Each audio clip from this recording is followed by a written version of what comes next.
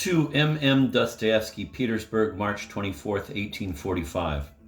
Dear brother, you've probably waiting for my letter, my dear brother, but I was delayed by the instability of my situation.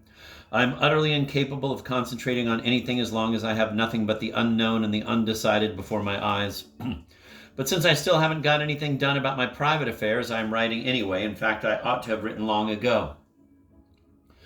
I received 500 silver rubles from the Muscovites. But I had so many debts, old and newly contracted, that there wasn't enough left to pay for the publishing.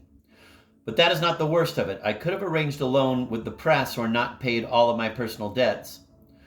But I hadn't quite completed my novel. I had all but finished it back in November, but in December I suddenly felt I had to rewrite it entirely. So I rewrote it and recopied it. But then in February I began to clean it up again, to polish it, to add here and to take out there. Toward the middle of March, I was through and satisfied, but that isn't the end of it. Censorship takes at least a month. It can't be done any quicker. The censors are supposedly swamped with work. I took my manuscript back, unable to decide what to do. Because in addition to the 4 weeks it would be detained by the censors, the printing would eat up another 3 weeks or so. It would not come out until May. That would be too late. At this point, people have begun urging me on all sides to turn over the affair to Notes of the Fatherland. Nonsense. I can give the manuscript to them, but no good will come of it. In the first place, they may not read it, and even if they do, it won't be good. It won't be for a good 6 months. They've got plenty of manuscripts without mine. Even if they did publish it, they wouldn't pay me a thing for it. It is some sort of oligarchy. And what is glory to me when I am writing to earn my bread? I have decided on a desperate leap to hold back, to go into debt once more until September 1st, when everyone will return to Petersburg and, like hunting dogs, will be sniffing around for something new. Then I'll scrape the bottom of the barrel to publish my novel, although there may not be enough left for it. To hand over my novel to a magazine would be like indenturing myself not only to the head maitre d'hotel, but to all the sluts and kitchen boys who crowd the nests from which enlightenment is spread. There's not one, there are 20 dictators there. To have it published myself is like breaking open a path with my chest, and if the piece is good, not only will it not be wasted, but it will be free. Not only will it not be wasted, but it will free me from the shackles of debt and enable me to eat.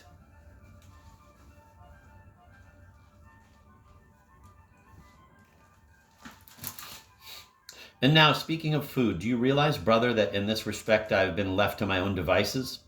But come what may, I have sworn to myself that even if I am driven to despair, I will stick it out and not write to order. Writing to order would crush me and destroy everything. I want everything I write to be distinctively good. Look at Pushkin, look at Gogol. Neither of them wrote a great deal, but posterity will remember them. Even now, Gogol receives 1,000 silver rubles per printer sheet, and as you very well know, Pushkin received 1 gold ruble for a verse of poetry. But then their glory, Gogol's especially, was paid for by years of misery and hunger. The old schools are disappearing. The new schools scribble. They don't write. Their entire talent is spent in one broad sweep in which a freakish, half-baked idea, a muscular sweep, and only a tiny crumb of accomplishment can be recognized.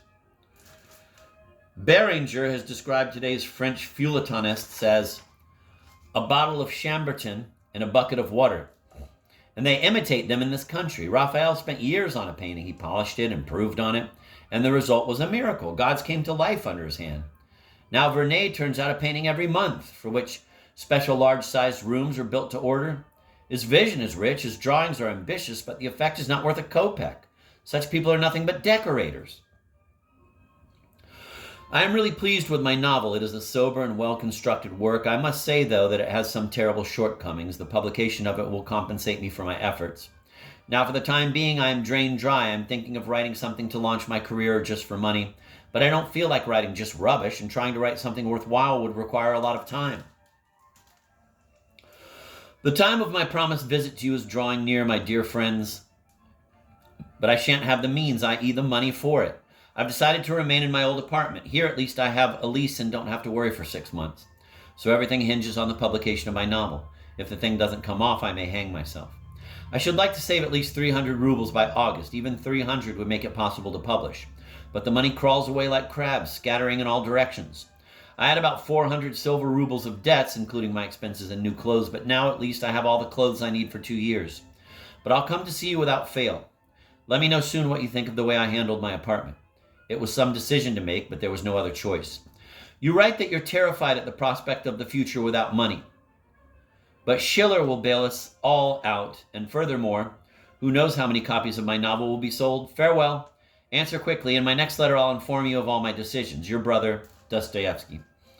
Kiss the children in my regards to Emilia Fyodorovna. I often think of you all. Perhaps you want to know what I do with myself when I'm not busy writing. Well, I read. I read an awful lot. And reading has a strange effect on me. When I reread something that I read a long time ago, I feel invigorated. I penetrate and keenly perceive the meaning of everything and derive from it the ability myself to create. Write dramas. What are you talking about, brother? It would take years of labor and of tranquility. At least it would for me. Nowadays is a good time to be writing. The drama today has descended into melodrama. Shakespeare pales in the dusk and is seen like a god through the mists of purblind dramatists. He is like the apparition of a spirit on the Brocken or the Harz. Still, I may be writing in the summer. In 2 or 3 years, we shall see, but for now, let's wait.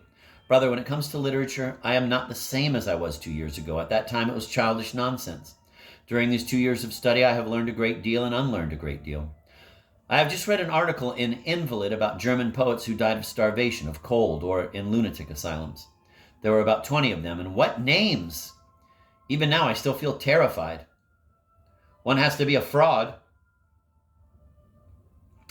These are the footnotes. The novel that Dostoevsky is writing about is, again, Poor Folk. Pierre Béranger, 1780 to 1857, was a French poet of liberal political sympathies who was widely known in Russia from translations published at the beginning of the 19th century. Belinsky declared him to be a French Schiller, and Dostoevsky himself later compared him to Pushkin. The Vernet mentioned here is presumably Horace Vernet, 1789 to 1863, a French painter who was known both for his productivity and for the gigantic size of his canvases. His La Prise de la Smala d'Abd el-Kader, for example, is 72 feet long. Early in 1845, the magazine Invalid carried an article entitled Poets in Germany, Alexander Weiss's article, in which a German newspaper was quoted as mentioning 20 German cultural figures who had come to painful ends during the previous half-century, including Lessing, Mozart, Beethoven, and Hölderlin. Since Dostoevsky had recently resigned from the service and thus made his own future uncertain, the article may have made a great impression on him.